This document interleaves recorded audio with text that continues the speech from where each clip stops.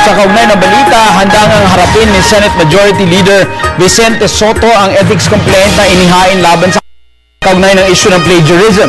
Sa kabila nito, humingi ng paumanhi si Soto sa pamilya ng yumaong si US Senator Robert Kennedy. Pero nanindigan ang senador na hindi umano siya nakagawa ng plagiarism sa kanyang turno and contra speech.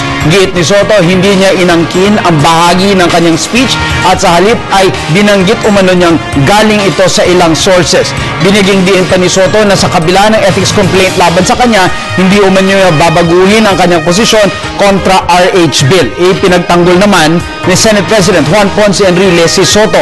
Ayon sa Senate President, sang-ayon sa batas, hindi maaaring kasuhan ang mga senador ng dahil sa kanilang mga privileged speech o anumang pahayag sa mga committee hearings.